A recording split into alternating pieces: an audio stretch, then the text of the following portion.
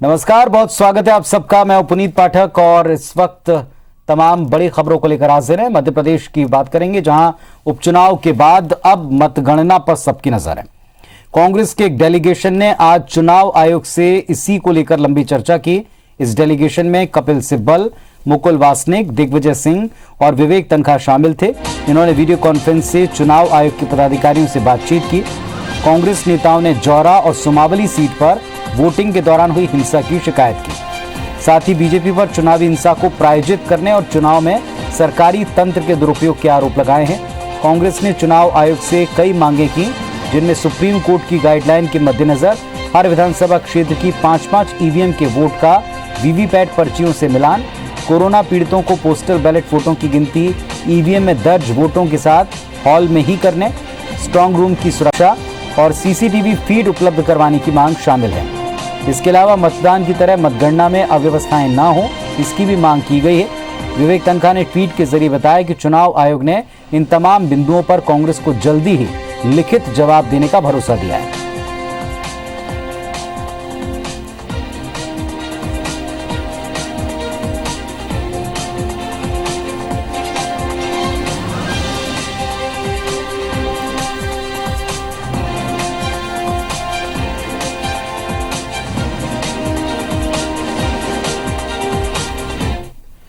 इधर पन्ना से एक बड़ी खबर आपको बता दें। भूसे से भरी ट्रैक्टर ट्रॉली में आग लग गई। ट्रैक्टर ट्रॉली पूरी तरह जलकर खाक हो गई।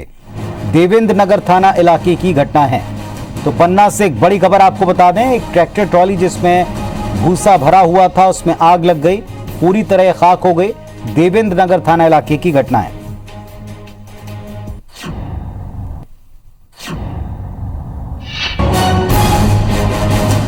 तस्वीरें आप देखें कैसे एक ट्रैक्टर ट्रॉली जिसमें भूसा भरा हुआ था पूरी तरह खाक हो गई आग लगने के बाद।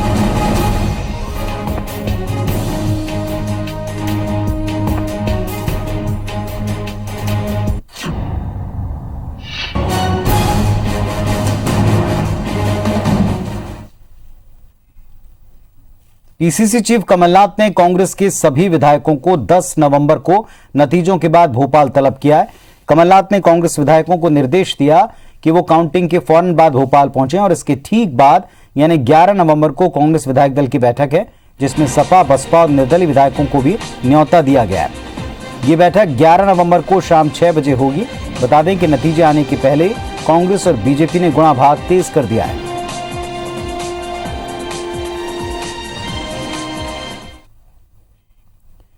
उपचुनाव के नतीजों से पहले पूर्व सीएम कमलनाथ ने बीजेपी पर फिर से सौदेबाजी के आरोप लगाए। कमलनाथ ने कहा कि उपचुनाव में जनता ने खुलकर सच्चाई का साथ दिया। बीजेपी को अपनी हार का एहसास हो गया और इसीलिए सत्ता में बने रहने के लिए बीजेपी एक बार फिर सौदेबाजी में जुट गई। कमलनाथ ने दावा किया कि उन्हें कई विधायकों ने बताया है कि बीजेपी के लोग उनको प्रलोभन दे रहे हैं। कमलनाथ ने कहा, सौदेबाजी की सरकार को मध्य प्रदेश स्वीकार नहीं करेगा। उपचुनावों में मध्य प्रदेश के मतदाताओं ने 28 सीटों में खुलकर सच्चाई का साथ दिया है और भारतीय जनता पार्टी को ये एहसास हो रहा है कि वे चुनाव बुरी तरह हारने वाले हैं। चर्चा हुई है, कई विधायकों और स्वतंत्र विधायकों ने मुझे सूचना दी है कि किस प्रकार से उन्हें विभिन्न प्रकार के प्रलोभन दिए जा रहे हैं कि सौदा हो जाए और फिर से बोली बोल के अपनी संख्या बनाएं। मध्य प्रदेश में उपचुनाव के नतीजों के पहले बीजेपी ने विधानसभा में बहुमत बढ़ाने की कवायद शुरू कर दी है। आज बसपा विधायक संजीव कुशवाहा, निर्दलीय विधायक सुरेंद्र सिंह शेरा, बीजेपी विधायक नारायण त्रिपाठी ने बीजेपी चुनाव प्रबंधन समिति के संयोजक और मंत्री भूपेंद्र सिंह से मुलाकात की। बसपा विधायक संजीव कुशवाहा ने IBC 24 से बातचीत में यह दावा किया कि बसपा बीजेपी के साथ है और आगे भी रहेगी। इधर भूपेंद्र सिंह ने बसपा और निर्दलीय विधायक से मुलाकात को सामान्य बताया। उन्होंने सपा बसपा विधायकों के समर्थन को लेकर कहा कि सभी लोग बीजेपी के साथ हैं। निर्दलीय विधायकों का समर्थन पहले बीजेपी के पास है, आज भी है। वहीं कांग्रेस के और विधायकों से संपर्क के सवाल पर कहा, हमारे पास पर्याप्त विधायक हैं और अब जरूरत नहीं, लेकिन कोई आना चाहे तो बीजेपी में उसका स्वागत है। भूपेंद्र सिंह ने ईवीएम पर सवाल उठाने पर कांग्रेस पर पलटवार किया।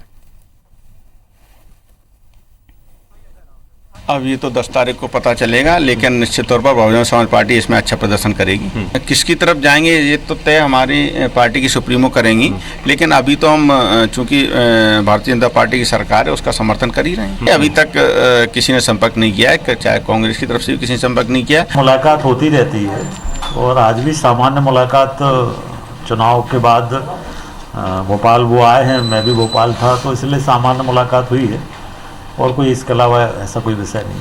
हम लोगों के पास पर्याप्त संख्या हो जाएगी, इसलिए अब कोई आता है तो स्वागत है, पर हम लोग अपनी तरफ से कोई प्रयास नहीं करेंगे।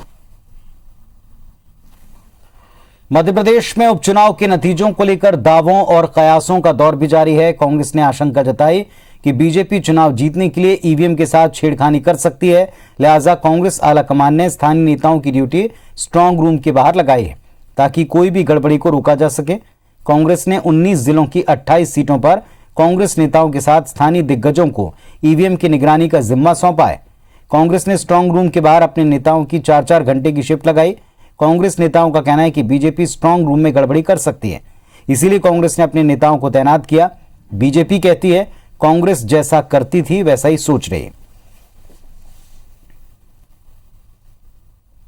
संगठन को इस बात का के निर्देश दिए गए हैं कि सब लोग 4-4 घंटे की अपनी रखवाली करेंगे और 24 घंटे करेंगे। 1 मिनट भी जो स्ट्रांग रूम है उसको नहीं छोड़ना है। ये हमारे चुनाव लड़ने की रणनीति का एक हिस्सा है, स्ट्रांग रूमों की सुरक्षा करना। कांग्रेस पार्टी जो है 10 नवंबर तक ईवीएम के स्ट्रांग रूम की सुरक्षा करती रहेगी। अपने शासन के दौरान चुनाव में जिस तरह की गड़बड़ियां वो करते रहे हैं उसके भी अभ्यस्त हैं और उसी बात को लेकर के उन्होंने कहा कि स्ट्रांग रूम के बाहर भी हमको इसलिए सुरक्षा देनी चाहिए कि वहां गड़बड़ी ना हो जाए।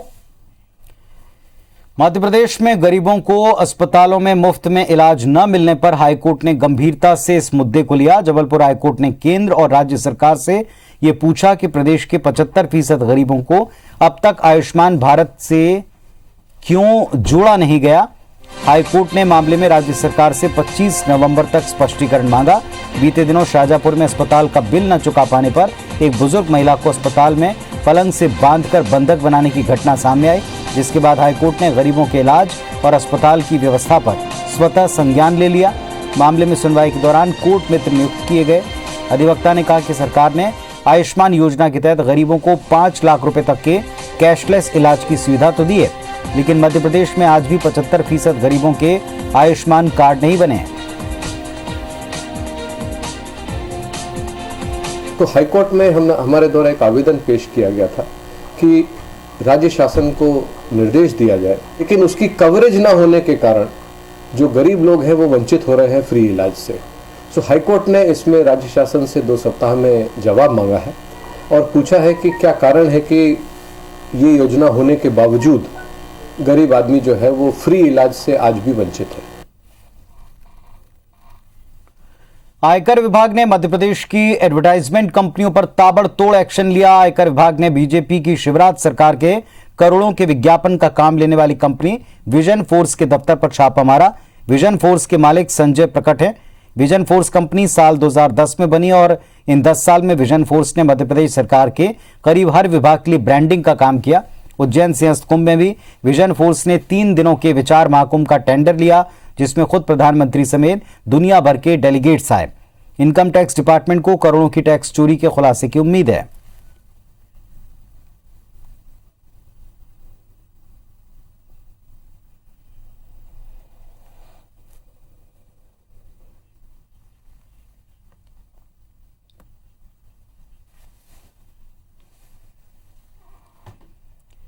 और चलिए अब मासूम को बचाने के लिए लगातार चल रही मुहिम की बात करते हैं।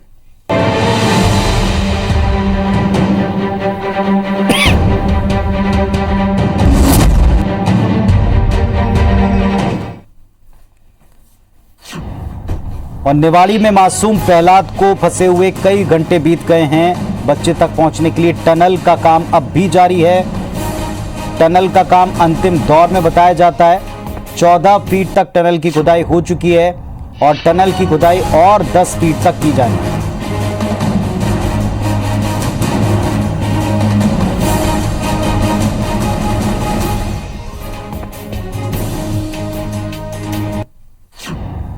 हमारे सहयोगी महेंद्र इस वक्त जुड़ रहे हैं, मौके पर मौजूद हैं। महेंद्र, बताएं क्या अपडेट है, क्या स्थिति है अभी वहां?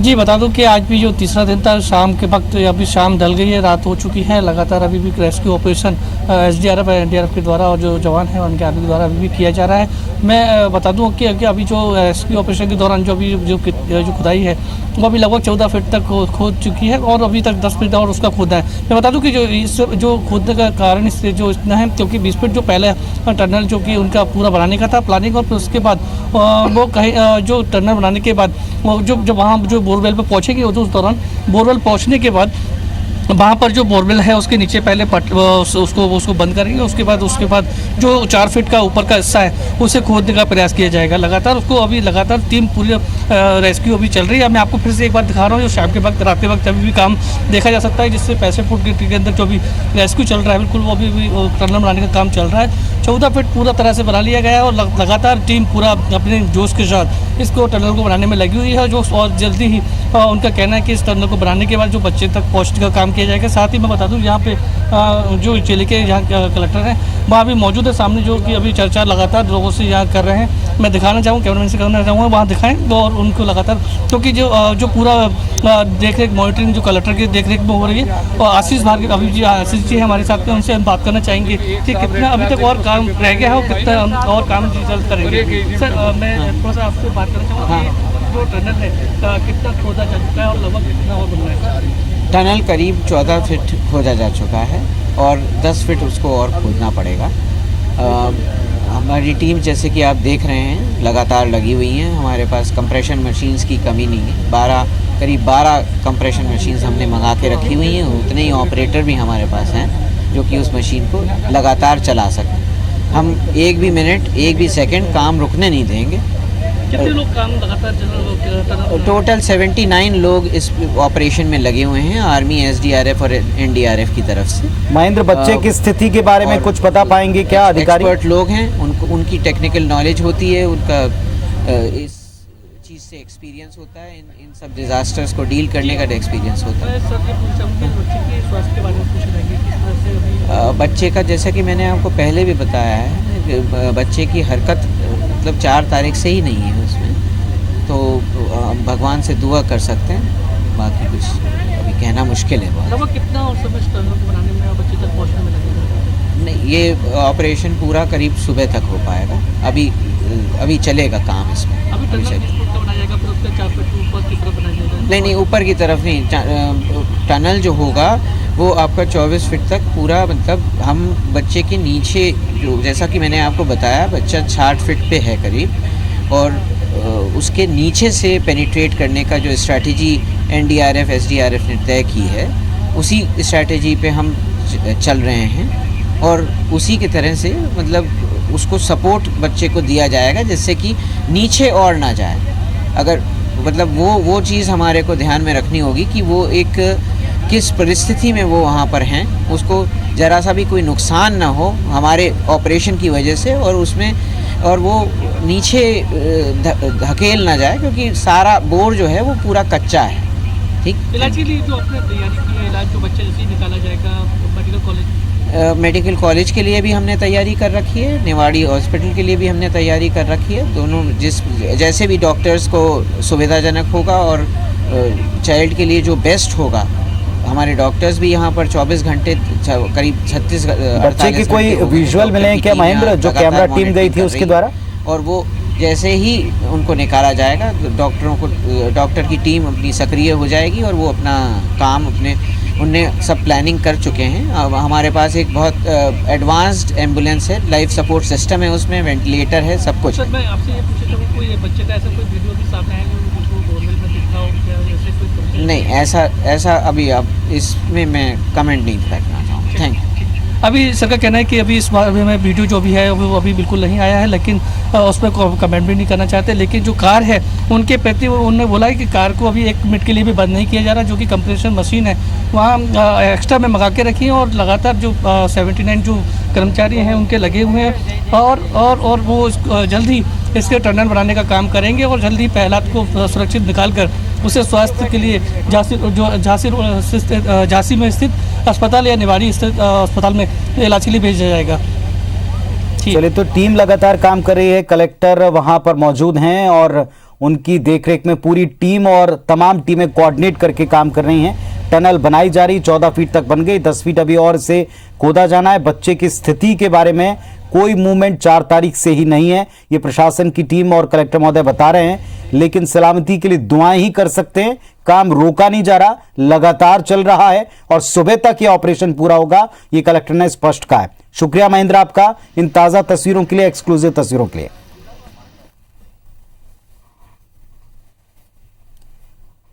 तो सभी उम्मीद ही कर सकते हैं और अपनी तरफ से प्रार्थना कर सकते हैं कि कई घंटे से जो प्रहलाद नीचे फंसे हुए हैं, कुछ चमत्कार हो, भगवान उन्हें सुरक्षित ही बाहर लाए। बाकी इंसानी तौर पर जितने प्रयास हो सकते हैं वहां टीमें अब करती हुई दिखाई पड़ रही। जबलपुर में स्वास्थ्य सेवाओं की नब्ज टटोलने नेशनल क्वालिटी इंश्योरेंस स्टैंडर्ड की टीम ने 2 दिवसीय दौरे पर विक्टोरिया जिला अस्पताल पहुंचकर औचक निरीक्षण किया।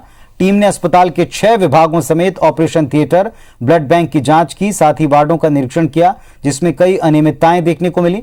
मरीजों का खस्ता हाल दिखाई पड़ा, पलंग और पानी की अहम समस्या दिखाई पड़ी। टीम के निरीक्षण की खबर मिलते विक्टोरिया अस्पताल प्रशासन में एक हड़कंप समझ गया। आनन फानन में अस्पताल परिसर में साफ सफाई शुरू हो गई, लेकिन फिर भी कई जगह अस्पताल में गंदगी के ढेर दिखे और इसे हटाने और दूर करने के लिए नेशनल क्वालिटी एश्योरेंस स्टैंडर्ड की टीम ने अस्पताल प्रशासन को निर्देश दिए। टीम अस्पताल में मरीजों के स्वास्थ्य से जुड़ी एक एक चीज का बारीकी से परीक्षण करेगी।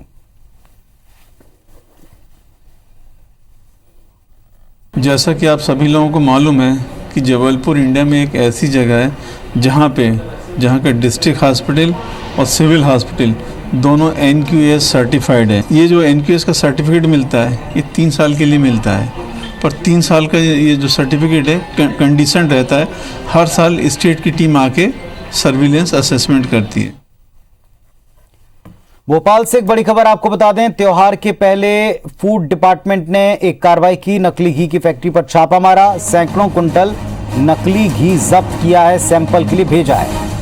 हनुमानगंज थाना इलाके के शिखा होटल के पास में फैक्ट्री थी जिस पर सैंपल कलेक्टिंग की गई है। पुलिस और फूड विभाग की कार्रवाई है। तो नकली घी की फैक्ट्री पर छापा पड़ा है, सैंपल कलेक्ट करके जांच के लिए भेजा गया है।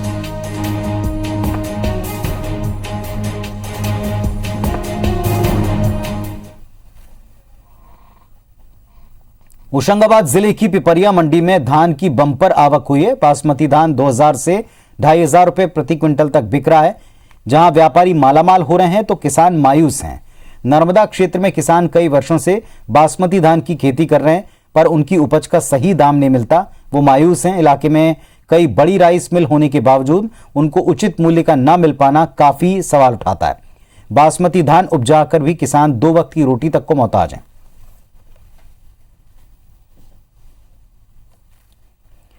इंदौर में कोरोना के केस कम होते जा रहे हैं, लेकिन डेंगू और मलेरिया की मार पड़ रही है, जिससे स्वास्थ्य विभाग फिर चिंतित है। सुदामानगर, विष्णुपुरी, नंदानगर में डेंगू की दस्तक के साथ इसके मरीज सामने आने लगे हैं। अभी तक डेंगू के 16 मरीजों की पुष्टि हुई है। डेंगू के साथ टाइफाइड के लक्षण भी दिख रहे हैं, लेकिन डेंगू ज्यादा खतरनाक साबित हो सकता है। स्वास्थ्य विभाग ऐसे मरीजों के ब्लड सैंपल ले रहा है। वहीं दूसरी ओर स्वास्थ्य विभाग ने शहर की 16 टीमों की तैनाती कर रखी है। लोगों का आरोप है कि शहर में डेंगू के मामले शुरू हो चुके हैं, लेकिन कहीं फॉगिंग नहीं हो रही। CMHO डॉक्टर प्रवीण जाड़िया ने कहा कि स्वास्थ्य विभाग की ओर घरों में लार्वा की जांच वहां से करवाई जा रही, साथ ही जहां पर पानी में लार्वा मिला उसको खाली कराया गया। लोगों को बचाव के लिए घर में पानी जमा न होने देने की सलाह दी गई।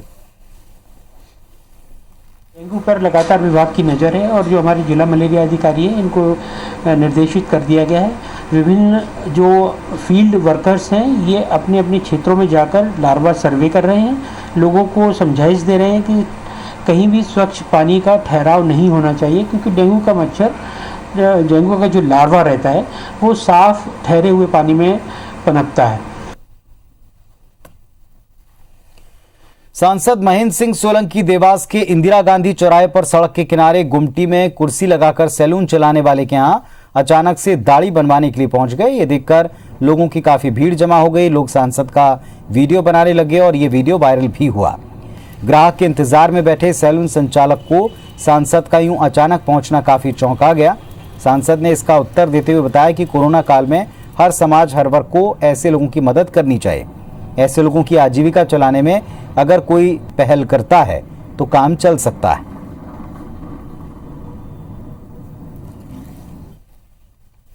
इंदौर नगर निगम विभाग द्वारा शुरू की गई पीपीएल यानी कि प्लास्टिक प्रीमियर लीग टीम अब तक 7,120 किलो प्लास्टिक का कचरा एकत्रित कर चुकी है। स्वास्थ्य सर्वेक्षण 2021 की गाइडलाइन के मुताबिक प्लास्टिक का कचरा अलग से एकत्रित करना है और इसी का पालन करते हुए निगम ने पीपीएल लीग की शुरुआत की।